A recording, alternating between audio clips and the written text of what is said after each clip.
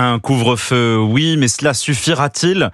Robert Ménard doit-il exiger davantage d'aide de la part de l'État ? Comment répondre à la flambée de violence dans la préfecture de l'Hérault ? Dans la sous-préfecture de l'Hérault, nous lui poserons la question au maire Robert Ménard en direct avec nous dans quelques minutes. La pétition contre la loi Duplon dépasse ce matin la barre du 1,5 million de signatures.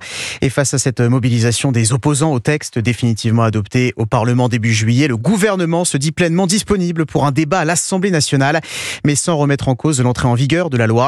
Et si les enjeux politiques semblent importants, il faut s'intéresser aux vraies conséquences des mesures votées.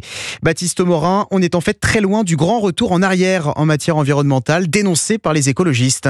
Oui, prenez le sujet phare de cette loi Duplon, l'acétamipride, insecticide interdit en France depuis 2020.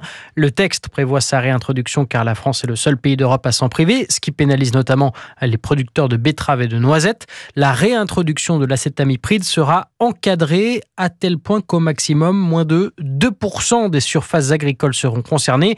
Une clause de revoyure est également prévue à 3 ans. La loi Duplon vise aussi à assouplir les procédures d'autorisation pour construire des installations de stockage d'eau, mais les dispositions les plus critiquées de cette partie du texte ont été supprimées.